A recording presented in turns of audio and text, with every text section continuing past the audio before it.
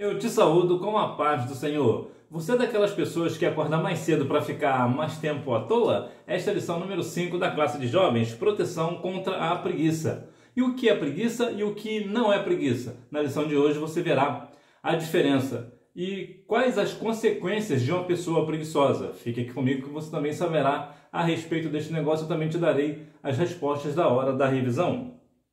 Para esta aula, os louvores sugeridos: 224, 409 e 433. Texto principal: o preguiçoso não assará a sua caça, mas o bem precioso do homem é ser diligente. Provérbios capítulo 12, versículo 27. Resumo da lição: a preguiça nos paralisa, mas o trabalho e a diligência nos fazem perseverar. E além de perseverar, também nos fazem prosperar. Introdução. Assim, à luz da explicação do texto bíblico que serve de leitura bíblica em classe, conceituaremos a preguiça, faremos uma distinção entre o que ela é e o que ela não é. É muito importante nós sabermos o que de fato é uma pessoa preguiçosa e o que não é uma pessoa preguiçosa. Existem algumas questões que podem parecer iguais, mas são completamente diferentes.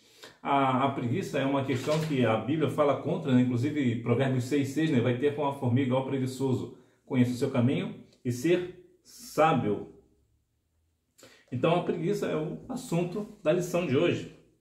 Uma advertência contra a preguiça. Informações iniciais. O livro de Provérbios tem diversas advertências de caráter prático na vida dos jovens. No capítulo 6, dentre muitas advertências, priorizaremos a advertência contra a preguiça. O livro de Provérbios ele é um livro extremamente específico para os jovens. Se os jovens optarem por ler pelo menos o livro de Provérbios de toda a Bíblia, o ideal é que leia toda a Bíblia. Mas se um jovem lê somente o livro de Provérbios, e também eu vou puxar aqui um pouco aqui de Eclesiastes, e praticar o que estão nesses dois livros, será um jovem completamente diferente. Será uma pessoa extremamente próspera, inclusive na questão financeira, principalmente na questão financeira também. Então, o livro de Provérbios nos dá um norte, nos dá uma luz a respeito de muitos assuntos de cotidiano, do nosso cotidiano, aquilo que nós fazemos e aquilo que nós deixamos de fazer no nosso dia a dia. Entre essas coisas está a preguiça. Lembra que quando Deus colocou Adão e Eva no jardim, qual foi uma das ordens, ou a primeira ordem que Deus deu a Adão? Para quê? Para ele preparar a terra, para ele conservar a terra, para ele trabalhar na terra, para ele plantar, para ele colher. Ou seja, ele tinha que trabalhar. Então o trabalho é desde sempre. A questão do trabalho é desde sempre. E o jovem precisa ser uma pessoa trabalhadora, tanto homem quanto mulher. Nós vivemos hoje num país, ou até mesmo num mundo, em que tanto as mulheres quanto os homens também trabalham. É verdade que, de modo geral, as mulheres, na mesma tarefa do homem, ganham bem menos, né? A verdade é essa daí, a questão salarial é um pouco menor. Entretanto, se formos olharmos nos tempos bíblicos, por exemplo, e até os tempos depois, veremos que a grande massa esmagadora da pessoa que trabalhava era o homem e não a mulher. O trabalho da mulher ele é diferenciado. O trabalho da mulher é de cuidar de casa. E muitas vezes as pessoas acham que, as mulheres, né, acham que isso é algo que não tem nenhuma importância. Muito pelo contrário, é a maior importância que tem. Por quê? Porque quando a mulher fica em casa, ela educa as crianças, ela instrui as crianças, né? Provérbios 22, 6, né? Instrui a criança no caminho. Então ali a mãe ela tem esse papel importantíssimo sobre a questão do trabalho, que é educar seus filhos, cozinhar para os seus filhos, trabalhar, fazer os afazeres da casa, né? Agora, é claro que hoje temos um mundo um pouco diferente. Hoje as mulheres também trabalham fora. Há alguns casos até que as mulheres trabalham e os maridos ficam em casa. Por quê? Por questões da vida. Porque situações de desemprego, por exemplo, para o homem, mas na verdade a mulher tem uma oportunidade de trabalho melhor. Então tem essa questão também. Mais de massa esmagadora, o homem sai para trabalhar, né, sobre os riscos da vida, né, de ser assaltado na rua, por exemplo, ou de tantos outros riscos que correm na rua, e a mulher fica na proteção do lar. É verdade, pode acontecer alguma coisa no lar? Sim, pode acontecer uma eventualidade. um ladrão, por exemplo, mas o risco maior está na rua, e por isso que o homem sai para caçar. Mas se ele for preguiçoso, como ele vai caçar? Como é que ele vai assar a sua caça? Como ele vai comer? Ou seja, se ele não caça, ele não come. Por quê? Porque ele não caça. Ele já é uma pessoa preguiçosa, não caça. Então, a questão do trabalho, apesar também de ter a questão da mulher, a mulher também é trabalhadora, e na verdade a mulher trabalha muito mais do que o homem, na verdade, se formos colocar na ponta do lápis. Vou te dar um exemplo bem prático. O trabalho de casa, de dentro de casa, não acaba nunca. O trabalho de fora, que o homem sai para trabalhar, ele tira férias, por exemplo. Ele tem algumas questões, né? Alguns feriados, entre outras questões que o fazem parar. Tem a questão de feriados prolongados. Então, há uma questão aqui interessante que, na verdade, a mulher trabalha muito mais do que o homem, porque o trabalho da mulher dentro de casa não acaba nunca. Entretanto, veja que há grande importância do trabalho, tanto para o homem quanto para a mulher. Então, é importante que o homem seja um homem trabalhador, que sustente o seu lar, porque assim também ele estará glorificando o nome do Senhor. O apóstolo Paulo chegou a dizer certa vez que trabalhe de dia e de noite para não pesar o seu irmão. Então é importante a ideia do trabalho, né? O homem, principalmente, ele precisa ser um homem trabalhador. Ninguém quer um homem preguiçoso. Provérbios 6, dos 6 a 11. A advertência contra a preguiça em Provérbios 6 traz, na verdade, o estímulo à prática das virtudes da diligência e do trabalho, uma vez que a preguiça contraria ambos. A preguiça, ela é contra a diligência e também a questão do trabalho. A pessoa que tem, o homem que tem aquela... Eu vou falar aqui mais a questão do homem, claro, serve também para a mulher, mas só para ajudar um norte aqui. O homem, ele tem, algumas pessoas até dizem, né, que na Bahia, as pessoas na Bahia são preguiçosas, né?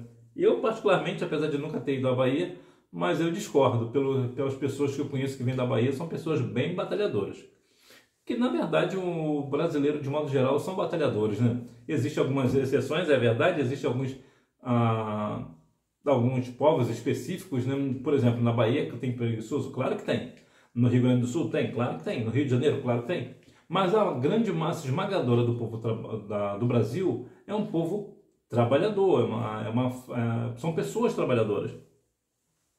Mas quando a pessoa inclusive geralmente o pessoal do norte, né, Paraíba, por exemplo, são pessoas extremamente trabalhadoras. Inclusive há quem diga que o povo do norte trabalha mais do que os demais, o que em parte também eu concordo. Eu conheço algumas pessoas do norte que trabalham, que é uma coisa espetacular, é extraordinário, não dá para acompanhar, eles são muito bons.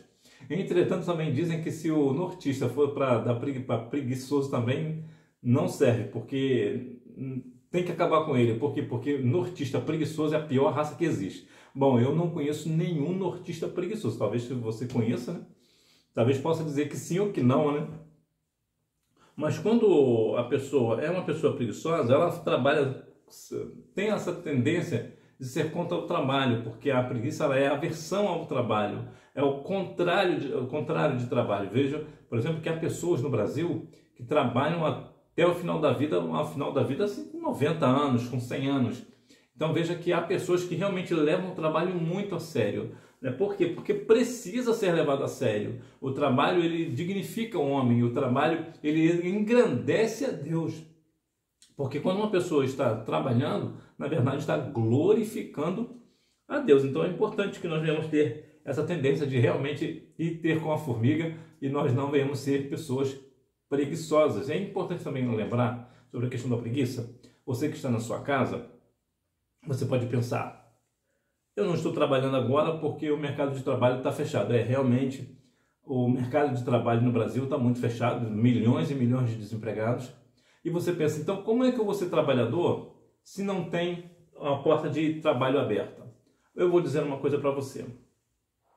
Independente se você é um homem ou uma mulher, se você está na casa dos seus pais, não tem trabalho, ajude a sua mãe nos afazeres de casa. Aí você pode pensar: poxa, mas eu sou homem, eu tenho que aprender a fazer isso? Sim, é de bom tom. Por quê? Porque quando você se casar, haverá momentos que a sua esposa não poderá fazer o trabalho doméstico. E você precisa ajudar nesse sentido. O que não se deve fazer, isso aqui é interessante saber também sobre a questão do casamento, é que quando uma pessoa é casada, o homem não deve fazer o trabalho da mulher. Por quê? Porque senão a mulher fica lá de pernas pro ar, né? No sofá, não fazendo nada, o homem trabalha fora, ainda chega em casa e ainda vai fazer as coisas de casa. Não. Ele trabalha fora e cada um faz o seu. O homem trabalha fora e a mulher em casa. Agora, quando esta mulher, por alguma razão, por motivos de doença, ou por questão de gravidez, por exemplo, ou qualquer uma outra situação, ela está realmente impossibilitada de fazer o serviço doméstico, aí sim vem a mão do homem. Aí sim, o homem vai fazer o serviço doméstico. E por que ele faz o serviço doméstico? Porque na juventude ele aprendeu a fazer. Então é importante, minha mãe sempre falava comigo quando eu era garoto que eu tinha que fazer as coisas de casa para eu aprender a ser um bom marido, né? Então veja que é importante a questão de saber fazer. Eu tenho um amigo, né, que, na verdade, é um ex-aluno. Ele é uma pessoa que é um homem casado, tem 3 filhos, mora sozinho e faz todo o serviço doméstico é com ele. Ele trabalha fora, ele sustenta os seus filhos e chega em casa e ainda faz tudo o que precisa fazer. E por que ele faz? Porque é responsabilidade dele, uma vez que a mulher não está com ele, né? Então o que acontece? Ele precisa fazer a parte dela, então ele faz as 2 partes. E por que ele faz as 2 partes? Porque ele sabe fazer, ele aprendeu a fazer. Então é importante, porque nesse caso, por exemplo, se você é uma pessoa que hoje não quer aprender a fazer o serviço doméstico por questões até preconceituosas, quando você se casar, você terá que pagar uma pessoa para fazer em momentos que a sua esposa não puder fazer. E aí, você vai pagar mesmo? Você vai ter possibilidade de pagar? Se você puder ter disponibilidade para pagar, melhor. Mas e se não puder? Vai passar aperto? Não vai saber fritar um ovo? Só a misericórdia, né? Então você precisa também despertar para fazer os serviços domésticos, por exemplo, vai capinar um quintal, por exemplo, vai fazer outros pequenos trabalhos. Por quê? Porque quando abrir a porta de trabalho, você sabe fazer as coisas. Então, quando você chegar na empresa, você não vai se enrolar com as coisas. Por quê? Porque você aprendeu a fazer. Enquanto você não estava trabalhando fora, você ajudava o seu pai em casa, ajudava sua mãe em casa, nos afazeres da casa, nos afazeres, de repente, na mecânica do carro, ou outra situação. Então você está em atividade, ou seja, você está trabalhando. Você não está sendo remunerado, você está trabalhando para o seu pai e para a sua mãe, mas as pessoas ao redor vão notar que você é uma pessoa trabalhadora. Então quando surge uma porta de trabalho, eles vão lembrar de você. Não, lá perto de casa tem um menino, tem uma moça, eu nunca vi eles à toa, sempre estão trabalhando, então vou chamar eles para trabalhar aqui comigo. Então as portas se abrem. Então é importante que você esteja sempre em atividade. Provérbios 24, 30, 34, 26, 13 ao 16. Diante da reflexão desse quadro, o sábio arremata mais uma vez: a pobreza virá sobre o preguiçoso de forma inesperada. Quando a pessoa é preguiçosa, ela não consegue fazer nada, ela não faz nada, ela não tem prazer de fazer absolutamente nada. É uma pessoa que só come e dorme, né? O que acontecerá com essa pessoa? Esse preguiçoso, ela terá uma vida de pobreza. E pobreza que eu quero dizer aqui é uma questão até de miséria, né? Dependendo do quadro, é até de miséria. Porque é uma pessoa que não trabalha fora, não tem nenhum ganho, não faz nenhuma receita. Não só a receita que eu digo, receita de dinheiro, né? Não tem nenhuma fórmula, não vende nada, não pratica absolutamente nada. Fica ao Deus dará, né? Fica sentado no sofá até as tantas. Então, como essa pessoa vai ser próspera? De maneira nenhuma.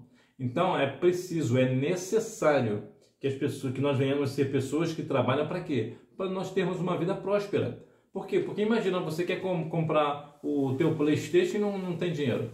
Quer comprar um celular novo, mas não tem dinheiro. Por que você não tem dinheiro para comprar um? Porque você não trabalha. Você precisa ser uma pessoa que trabalha. Você precisa ser uma pessoa que está sempre envolvido com o trabalho.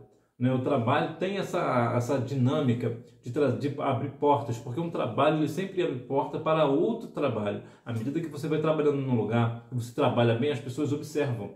E quando você sai daquele trabalho, já abre outras portas. Por quê? Porque você é uma pessoa experimentada no trabalho. Você não é uma pessoa preguiçosa. Agora, se você for uma pessoa preguiçosa, não tem outro jeito. Você será uma pessoa extremamente pobre. E muito pobre. Então, dependendo do caso, até mesmo miserável. Aí você pode questionar: mas eu sou do Senhor. A Bíblia diz lá em Mateus 6, lá no 33, que todas essas coisas não me faltará. Não é bem assim o negócio. De maneira nenhuma. Por quê? Porque não adianta você ter o Senhor como seu pastor, mas você não ser uma pessoa trabalhadora. Veja que Jesus, ele trabalhava. Ele chegou até a dizer uma certa vez, né? Meu pai trabalha e eu trabalho também. Ou seja, eu não fico à toa. Eu não fico nas costas do meu pai. Eu não fico no bem bom enquanto meu pai está trabalhando. Então veja que Jesus, ele trabalhava, ele era carpinteiro.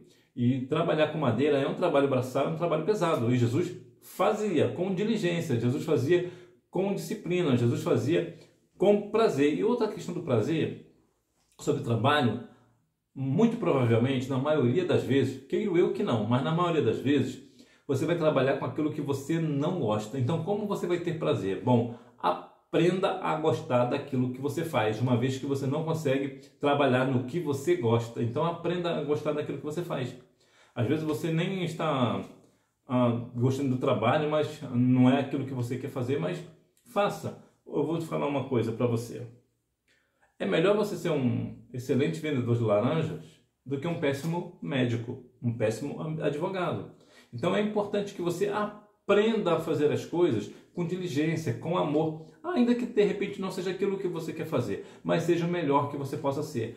Faça o seu melhor, dê o seu melhor para aquilo que você faz.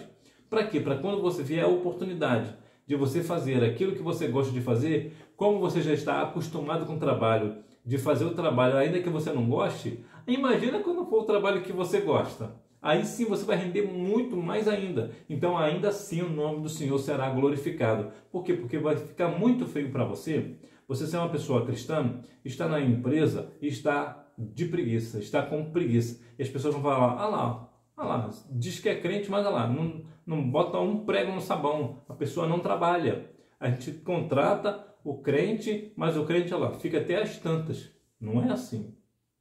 Então, nós devemos ser exemplo, inclusive no trabalho. Então, a Bíblia chega a dizer, né, que nós devemos fazer o nosso trabalho enquanto é dia. E diz mais, tudo que vier às suas mãos para fazer, faça. Por quê? Porque na sepultura para onde você vai não há trabalho. Então, trabalhe enquanto é dia. No caso, o dia aqui é enquanto nós estamos vivos. A preguiça e suas consequências.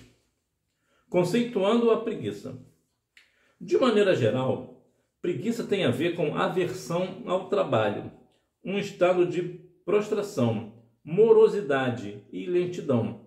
Do ponto de vista psicológico, tem a ver com uma indisposição crônica para realizar atividades corriqueiras. Pode se revelar como aversão à ideia de disciplina, e ordem também pode ser um sintoma que revela um problema orgânico. Veja que o que é preguiça, né? É uma aversão ao trabalho. A pessoa não pode ouvir trabalho que já tem aquele pavor, né? Então veja que a preguiça ela vai contra o trabalho. A pessoa tem aversão, não pode nem ouvir falar da palavra. Também tem essa ideia de prostração, de ficar prostrado lá no sofá, lá no sofá com o celular na mão, por exemplo. A pessoa tem preguiça, ela não se levanta para fazer absolutamente nada, a não ser se for para comer, né? Aí tem essa questão da morosidade e lentidão. A morosidade e lentidão é basicamente a mesma coisa. Lentidão é aquela pessoa que é lenta, né? Inclusive existe uma questão que fala aqui sobre a questão orgânica, né? Um problema orgânico. Eu trabalhei com um jovem que eu achava muito interessante. Ele era extremamente lento, mas era muito lento mesmo. Mas era interessante. Eu lembro que certa vez me perguntaram, né? Me colocaram duas pessoas fizeram uma enquete comigo. O chefe me perguntou: se você tivesse que trabalhar, com qual dos dois você trabalhava? E os dois não eram bons de trabalho. E eu apontei esse colega meu. Aí ele falou assim: por quê? Eu falei: porque ele não trabalha rápido, porque ele tem um problema orgânico. A dificuldade dele é congênita, parece que fala o nome. Realmente, para tudo ela é devagar, até para comer ela é devagar. Então não é que ela seja preguiçosa, ela tem uma lentidão por causa de alguma questão de saúde. O outro é preguiçoso, não faz as coisas porque é preguiçoso, tem força, tem saúde, não faz porque não quer fazer, por isso eu prefiro esse. Então veja que há aqui também a questão dessa lentidão, às vezes não é preguiça. No caso desse meu amigo, por exemplo, ele não é preguiçoso. Inclusive, ele é muito estudioso, passava nas provas com muito louvor e sempre fazia as provas, até mesmo para escrever, ele é muito devagar, ele é extremamente lento. Então veja que até o raciocínio dele é muito devagar. Eu lembro uma certa vez, só para você ver como ele é a pessoa lenta do raciocínio. Estávamos no açougue, e uma pessoa chegou e perguntou para esse meu amigo: por favor, você pode chamar fulano de tal, porque fulano não gosta, eu gosto da forma que ele corta a carne, porque ele corta a carne muito bem. Aí esse meu amigo foi lá e falou com ele: olha, tem uma pessoa lá que está pedindo para você cortar a carne para ela, porque ela disse que você corta a carne muito bem. Aí esse meu outro amigo, que também era amigo meu, virou e falou assim: não, diz para ela que eu não tô. Aí ele foi lá e falou assim para a moça, né? Olha, ele mandou dizer que não tá.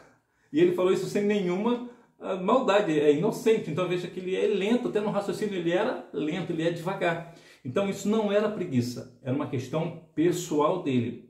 A morosidade também, morosidade é quando uma pessoa é muito morosa, é muito devagar, não tem pressa. Por exemplo, a questão política. Veja a política, por exemplo, o político ele é moroso. Por que eles são morosos? Por que o político é moroso? O político não tem pressa de fazer o que tem que fazer. Ele não tem nenhuma pressa. A campanha é uma maravilha, é acelerado, é ligado em 380. Mas quando vai na questão do trabalho é 1,5 volt. Então veja que eles são que moroso, é muito moroso, a justiça é muito morosa, né? Muito devagar, eles não têm pressa de fazer. Então aqui talvez a lentidão e a morosidade talvez tenha essa diferença, né? A lentidão é daquela pessoa que é lenta, talvez por natureza, talvez. E a morosidade é aquela pessoa que sabe fazer, tem força para fazer, mas opta por não fazer. Então veja que pessoas, né? Isso é uma questão da preguiça, né? Para a gente ter a definição. E também a ideia de disciplina. A disciplina é uma questão assim, que requer muito a questão do trabalho. Por quê? Porque o trabalho, você faz todo o trabalho todo santo dia. Você acorda num determinado horário você toma banho, num determinado horário você vai tomar o seu café, ou talvez faça como eu, não saia sem tomar café, e vai para o trabalho. Então no trabalho você vai bater o cartão tal hora você vai fazer isso, tal hora você vai almoçar, tal hora você vai fazer tal atividade. Então você já tem uma disciplina, você já tem aquele ritual, né? Ritual, e a disciplina é isso, é um ritual. Fazer aquilo é um costume, né? Algo corriqueiro, você faz aquilo todo dia. Então, para o trabalho é necessário essa disciplina, porque uma pessoa que não disciplina, não tem a disciplina, é impossível de ter uma vida boa, se adaptar ao trabalho, porque o trabalho necessita obrigatoriamente de quê? De disciplina. Então, com a preguiça é possível desencadear sentimentos como tédio. A pessoa que tem preguiça, ela tem tédio, né? As meninas falam, eu sou muito entediada, né? As meninas falam muito esse negócio de entediado. Veja que o tédio é uma pessoa que tédio, não tem prazer de fazer nada. A vida é um tédio, é uma chatice, né? O tédio é uma chatice, né? A mesma coisa. Tédio e chatice é a mesma coisa. A vida tá chata, a vida tá um tédio. Mas por que a vida tá um tédio? Por que a vida tá chata? Porque você não trabalha, porque você é uma pessoa preguiçosa. É por isso que a vida não tem graça. Por quê? Porque você não faz nada. Você não trabalha durante a semana para no sábado ou no domingo ir para um parque de diversão ou fazer algo desse tipo. Ou comprar um celular novo. Você não tem nada para contar. Por isso que a vida da pessoa é chata. Por quê? Porque não trabalha. Não tem disciplina para o trabalho. Não tem aquela questão de estar sempre trabalhando. Então, claro, não conhece pessoas novas, não tem situações novas para contar. Então vive aí uma vida de tédio. A questão da melancolia, que é uma tristeza, né? A pessoa que ela é preguiçosa, geralmente ela tem uma vida triste. Ela pode até parecer sorrir para um e para outro, parecer que é alegre, mas na verdade ela é uma pessoa triste. Por quê? Pela mesma questão. Não tem disciplina, não tem nada para contar de novo. Conta sempre as mesmas histórias todos os dias. Não tem adaptação na sociedade, não tem adaptação numa amizade nova, não conhece uma pessoa fantástica. Por quê? Porque como a pessoa vai conhecer uma pessoa dentro de casa, a pessoa tem que ir para a rua, ver o sol, né? Ver a lua, ver as estrelas, conversar com as pessoas, né? Conhecer pessoas. Para quê? Para não ter essa melancolia, essa tristeza de ficar dentro de casa. E essa questão da preguiça também ainda tem essa questão da depressão, né? De repente, desencadear uma depressão. Por quê? Porque a vida é um tédio. A pessoa que não trabalha é preguiçoso, não tem uma atividade, não faz nada, não produz nada, a pessoa tem uma vida de tédio, né? Um tédio total. Então esse tédio pode se transformar numa depressão, numa tristeza, uma melancolia. Então a pessoa começa a não mais sentir prazer na vida, até ter uma crise existencial. Por quê?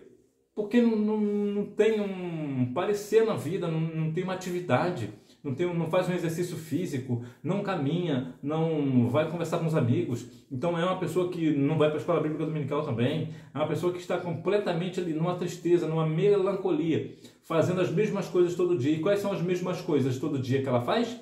Nada, absolutamente nada, e quer ter uma vida que quer tudo. De maneira nenhuma, não se conseguirá. Para a gente ter sucesso na vida é 90% de transpiração e 10% de inspiração. Ou seja, você trabalha 90% no braço, na força e 10% na ideia. Eu tive uma ideia que se eu fizer, eu acho que vai dar certo. Então você pensa 10% e age 90%. Assim é que a nossa vida precisa andar para que nós não venhamos ter aí uma depressão, uma melancolia, uma vida entediada, né? Um tédio de vida. O que não é preguiça? É muito importante ressaltar aqui o que não é preguiça. Descansar não é preguiça. Agora, é uma questão interessante, né? Do descansar.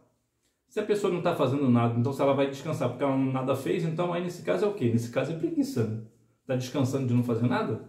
Aí não dá. Mas só descansa quem trabalha, não é assim?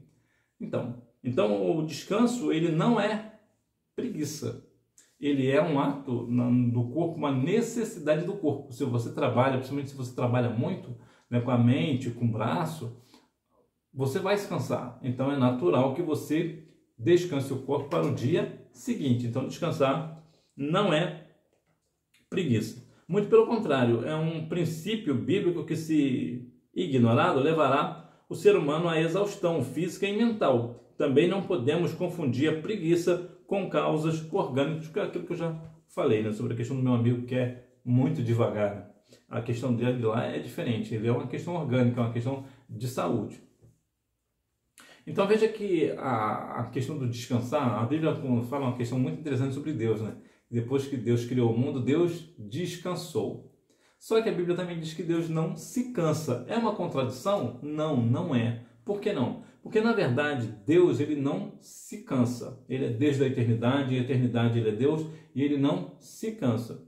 Mas quando o texto lá em Gênesis fala que Deus descansou, quer dizer que Deus teve prazer no que ele acabou de criar. Ou seja, bom, o meu trabalho se findou. Nesse descansar aqui é fim do trabalho. Acabou o trabalho, não tenho mais o que fazer. Por que não tinha mais o que fazer? Porque ali ele criou o mundo e o universo inteiro. Ele não já acabou de criar o mundo e o universo inteiro? Sim.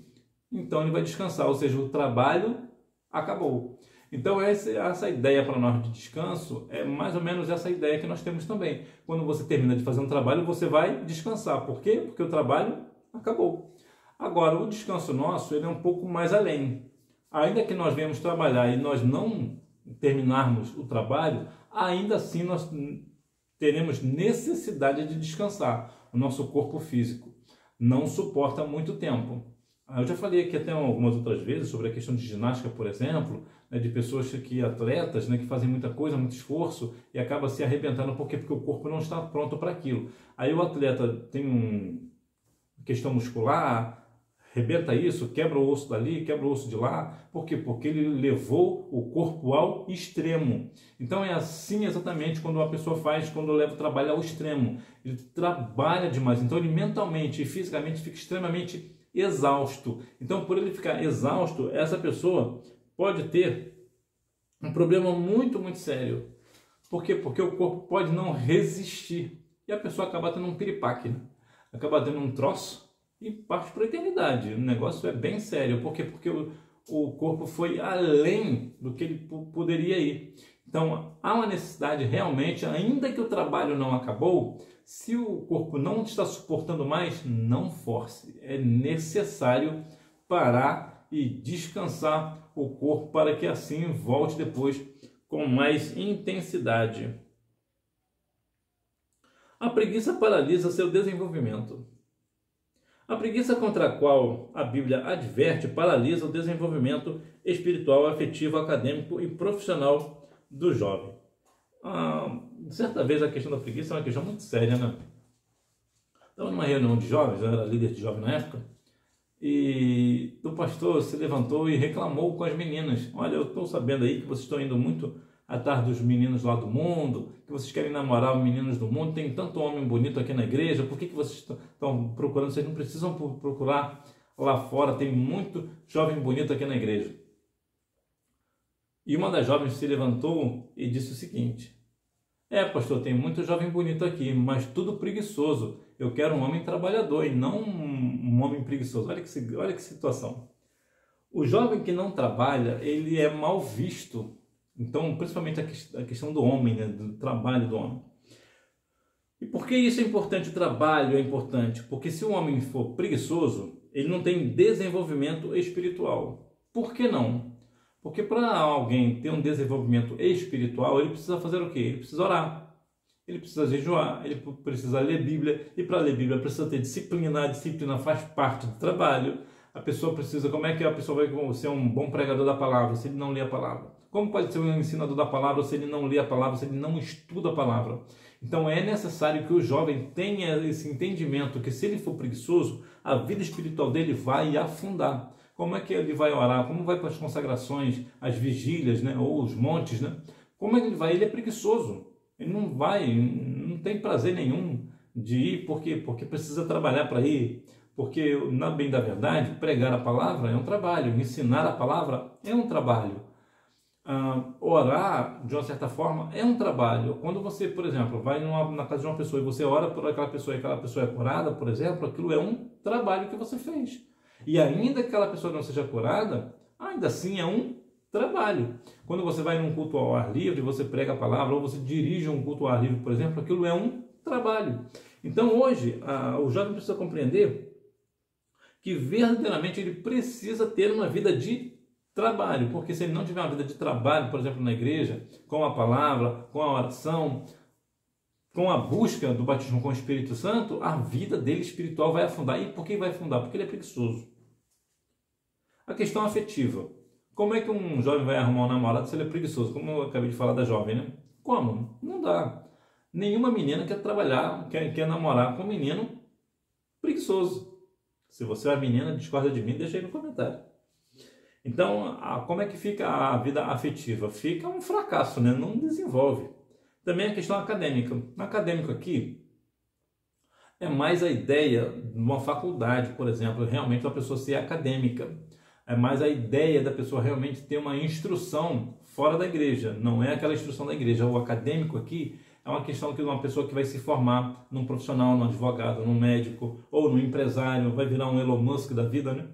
Ou seja, o acadêmico, o conhecimento da vida dele, né? O conhecimento que ele vai adquirir. Então, o acadêmico tem essa ideia. Então, como é que esse jovem vai ser um acadêmico se ele não estuda, se ele tem preguiça de estudar? Então, não dá.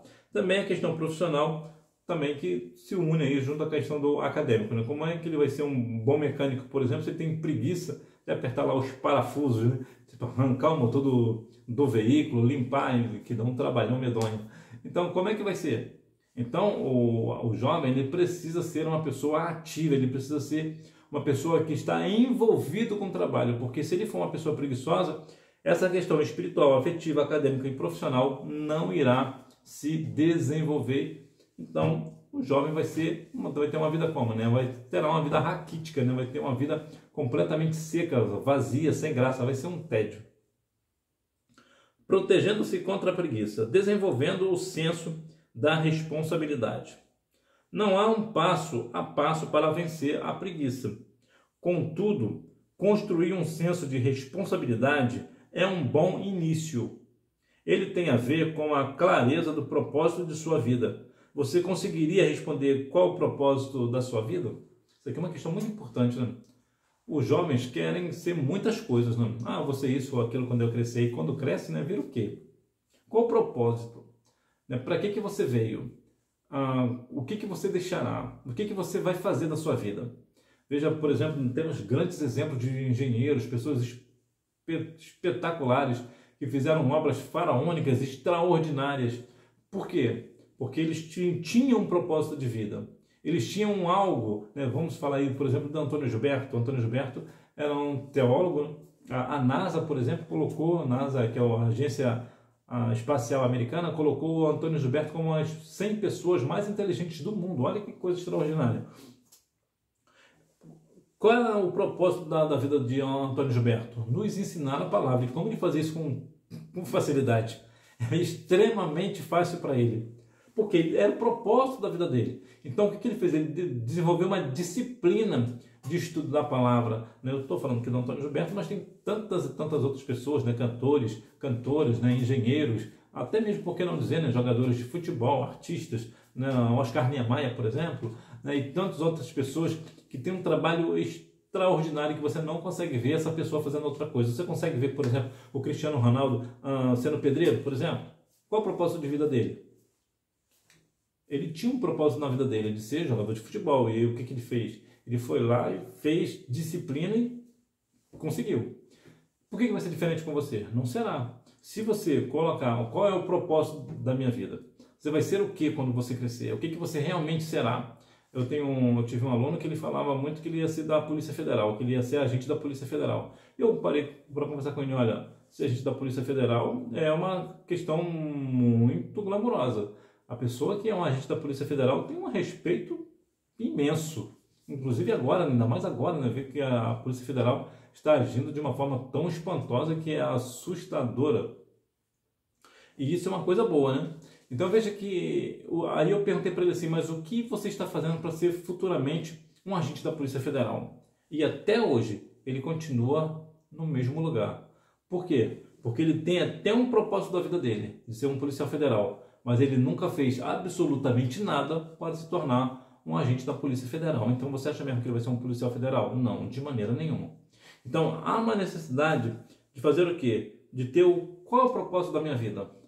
Por que eu realmente estou nesse mundo? Eu sei que eu sou uma pessoa salva na pessoa de Cristo, mas a minha questão acadêmica, a minha questão profissional, o que eu vou fazer da minha vida? Isso é uma questão muito importante. No que eu desejo que Deus pense a meu respeito. O que Deus pensa sobre você? Lembra que ele falou de Jó? Quando Satanás foi ter com Deus? Deus falou o quê? Tem contemplado meu servo Jó? Olha que situação. Olha o desejo de Deus a respeito de Jó. Olha o que Deus estava falando sobre a respeito de Jó. O que Deus fala a meu respeito? O que Deus fala a respeito de você? Você sabe?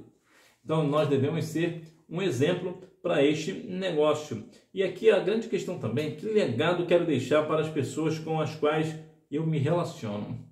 O legado é uma questão extraordinária. O legado, é sempre bom lembrar, o legado é diferente de herança. É sempre bom lembrar, ser diferente. Eu vou te dar um exemplo bem prático que aconteceu recentemente. Recentemente nós perdemos o Cenoura Bravanel, o nosso Silvio Santos. Não? Silvio Santos partiu para a eternidade. Ele deixou um legado e uma herança. Qual foi o legado de Silvio Santos? Foi os ensinamentos que ele deixou para suas filhas. O legado é aquilo que você deixa para alguém de ensinamento. Só que Silvio Santos também deixou 100 milhões de reais para cada filha sua. O que são esses 100 milhões? É herança. Então, qual é a diferença?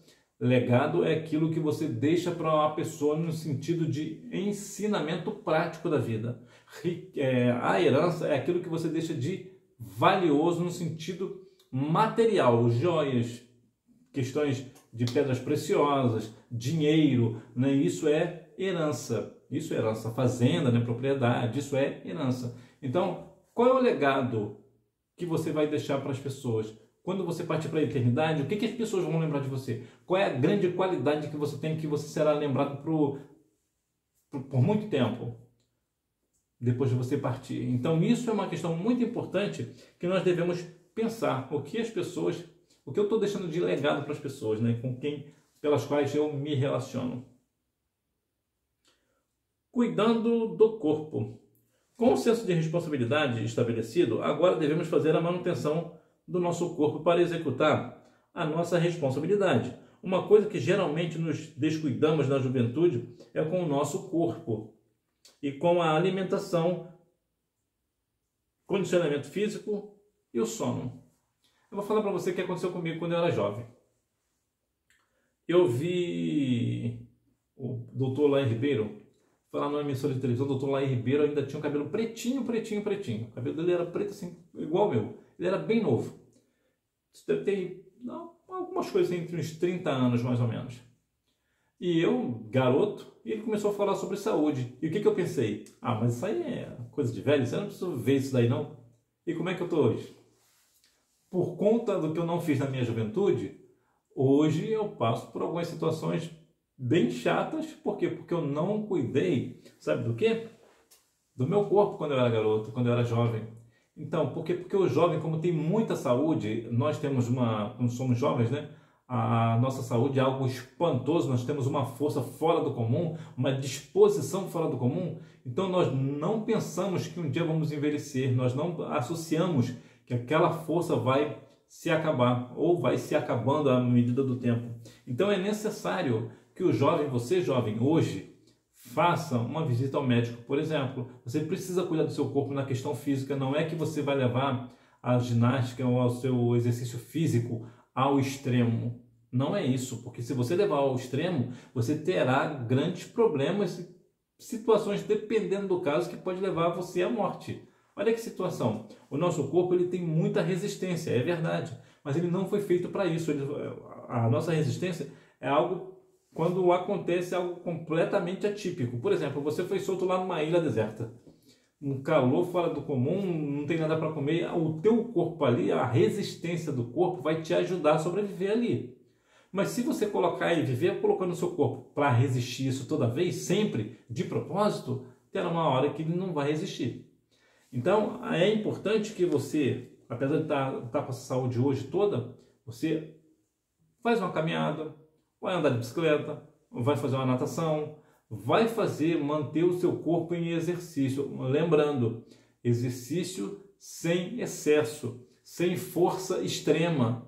Isso não é, o nosso corpo não é para isso. E uma outra questão muito importante sobre exercício, jamais faça exercício físico de estômago vazio. E falando com o estômago vazio, a alimentação, qual a sua alimentação? A alimentação nossa precisa ser uma alimentação saudável, não é que vai ser aquela alimentação só de saladinha, né? Que aí também não dá, né? Eu particularmente, eu gosto muito de salada e eu vou falar uma coisa para você profunda. Eu sou uma daquelas pessoas que assalta a geladeira de madrugada. Só que eu assalto a geladeira de uma forma diferente, né? Por quê? Porque eu gosto muito de verdura. Então, se tiver uma verdura, por exemplo, um brócolis, eu vou acabar com o brócolis, eu vou acabar com ele. O couve-flor, eu vou comer. Se tiver uma saladinha de alface lá, eu vou detonar. Por quê? Porque eu gosto muito. Mas a questão que eu falo da alface, da verdura em si, é porque só isso não sustenta. As pessoas, alguns cristãos dizem, né, que tem que ser vegetariano. Eu acho estranho, porque a Bíblia diz, que Deus falou lá no Gênesis, que os animais serão feitos para o nosso mantimento. Ou seja, que nós temos que comer o quê? Carne mesmo. Carne mesmo. Então, eu sou carnívoro? Claro que eu sou carnívoro. Gosto muito de uma carne. Gosto de salada? Gosto de salada. Mas só a salada não sustenta. Então, eu sou uma pessoa diferente, né? Eu vou para a geladeira lá para pegar essas coisas. Agora, a questão da alimentação saudável, eu já falei aqui em outras oportunidades, a grande questão, o grande problema da vida humana, da saúde humana, é o açúcar. Então, tudo aquilo que é açúcar é prejudicial à saúde. Quando você come, por exemplo, uma pizza, a pizza ela tem muito carboidrato, farinha de trigo, isso faz mal também. Agora, um chocolate, por exemplo, quem não gosta de chocolate, né? Mas o chocolate ele é riquíssimo em açúcar. Se você gosta de chocolate meio amargo, por exemplo, esse é o chocolate ideal, esse chocolate é bom para a saúde. Chocolate meio amargo. Quanto mais cacau ele tiver, melhor. Então, geralmente é 70% cacau, né? 30% chocolate, acho que é isso, a questão do meio amargo, do chocolate amargo. Inclusive, eu tive uma aluna que ela gosta muito de chocolate amargo. Mas quem não gosta de chocolate, eu não gosto de chocolate amargo. Eu já vou deixando logo claro, eu não gosto. Eu gosto de chocolate mesmo, com doce mesmo. Mas qual é a grande questão? Quando você ingere uma alimentação rico em açúcares, carboidratos, por exemplo, você tem uma tendência muito alta de ter diabetes. Então, você não terá isso na juventude, dificilmente. Só que quando chegar uma idade, como você já comeu aquilo demais, já bebeu muito refrigerante, por exemplo, que é riquíssimo em açúcar, sorvete, então, só misericórdia. Então, o que acontece? Aquilo vai te dar um boom, vai acabar com a sua saúde. E a diabetes, eu vou lembrar, diabetes mata. Recentemente, eu perdi uma amiga por causa de diabetes. A diabetes dela subiu muito e ela não resistiu. Então, veja que a questão da diabetes, manter uma alimentação saudável, ela é importante. Agora, se você come um alimento, igual chocolate, por exemplo, que é rico em açúcar, mas você mantém o corpo em exercício contínuo e esse exercício é suficiente para acabar com aquele açúcar, então não há nenhum problema. Eu também não vou ser aquela pessoa chata que vai falar para você que você não pode isso, não pode aquilo, até porque eu não sou médico, eu não sou nutricionista, não tenho formação nenhuma nessa área, mas eu tenho algumas noções justamente porque eu aprendo algumas coisas com o Dr. Laí Ribeiro. O Dr. Laí Ribeiro, inclusive, tem uma grande importância, né? Ele é um médico de Minas Gerais, que dava aula na faculdade de Harvard, nos Estados Unidos. Vê que a importância do camaradinha, ele era bom mesmo, ele é bom mesmo. Então, o jovem tem que ter o quê? Cuidado com a alimentação e com o corpo. Outra questão também é o condicionamento físico, fazer as coisas com cuidado, e o sono. É muito bom você ir para uma vigília. A vigília é uma maravilha. No entanto, quando você perde essa noite de sono, na verdade você não perde, você ganha, né? Quando você vai para uma vigília, você vai perder aquela noite de sono ali, né? Então, o que você faz? Assim que chega da vigília, você precisa fazer o quê? Exatamente isso, dormir e dormir bem. Por quê? Porque quando o sono não é bom, você também não consegue trabalhar bem. Você fica sonolento, você fica lento, você fica devagar, você fica moroso. Então, por quê? Porque o teu raciocínio não anda junto, o cérebro trava. Você não consegue raciocinar bem, você não tem os seus reflexos muito bons. Então, pode ter acontecido da pessoa até sofrer um atropelamento na rua, porque não teve o reflexo de sair da frente do carro. Por quê? Porque ele está com muito sono, está sonolento demais. Então, ter uma boa noite de sono também é extremamente importante e saudável para a saúde do jovem. Cultivando uma rotina saudável. Ora, a rotina não é para nos oprimir, pelo contrário, é para nos dar maior liberdade para escolher as melhores opções que estão diante de nós. Nenhum atleta chega ao objetivo sem uma rotina. O que é rotina, né? Rotina é aquele hábito, rotina é a mesma coisa de disciplina, é aquilo que você faz todo dia. E nós somos pessoas, né, de hábito. Então, geralmente, aquilo que você faz todo dia, você tem sempre uma tendência de manter aquela rotina. Estava falando do Cristiano Ronaldo, por exemplo, uma das coisas que ele consegue ser o jogador que ele é, o Neymar, o Lionel Messi, entre tantos outros, é a rotina de treinamento, rotina de alimentação saudável, rotina de exercício físico. Então ele precisa viver aqui uma rotina. Então a rotina, ela não é um castigo para você, ela é uma forma de você se adaptar e ir melhorando. Por exemplo, se você quer ser um bom jogador de futebol, você precisa fazer o quê? Você precisa treinar, você precisa ter uma rotina de treino. Veja que para escrever um livro, por exemplo, a pessoa precisa ter uma rotina de escrita. Não é somente, vou escrever. Não é assim. Mas hoje eu estou sem inspiração, não vou escrever nada. Precisa escrever sim. Ainda que não tenha inspiração para escrever o livro, você precisa ter aquela rotina. Ou, pelo menos, você colocar as coisas em ordem daquilo que você já escreveu. Porque escrever um livro não é uma tarefa fácil, mas também não é uma coisa tão difícil. Mas precisa ter o quê? Rotina. Por exemplo, digamos que você almoça às meio-dia.